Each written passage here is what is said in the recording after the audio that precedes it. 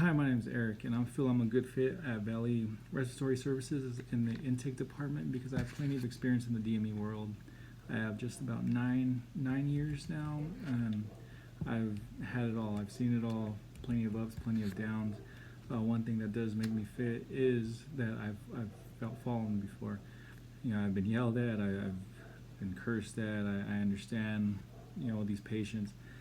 I've built my callus among the years, and one of these key reasons was I made a big mistake early on within my career.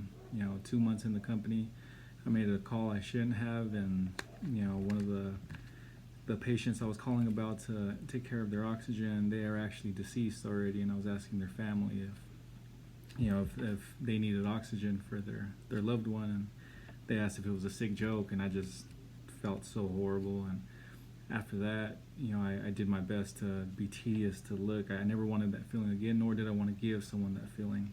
So, I just feel that that's what started it. That the embarrassment, the sadness that I feel I created, it's driven me throughout these years to better myself, continuously better myself, and at the same time, take it easy, understand these patients, give them the time of day they need. I would say the greatest weakness about me is that I've been doing this so long that sometimes I feel like I can know it all. I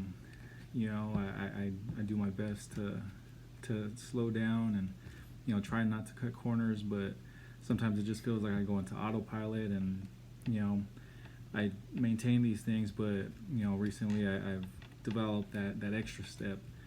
I have to remind myself I audit my own work now. I just my work is my pride, and so making mistakes like that I have in the past, or assuming it's this way because at my last company it was that way, I learn from it now. So I can say that's been a weakness, but at the same time, I've developed from it. I've become a better person.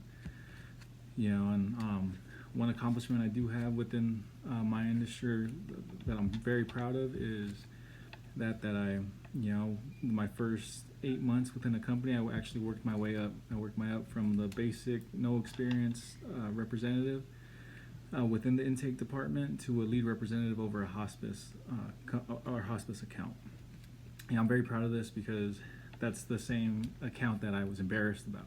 Like I said, where I made my greatest mistake that driven me, and since then, like I said, it's been driving, but at that point in time, I wanted to learn. I wanted to be tedious. I wanted to cross my T's, dot my I's.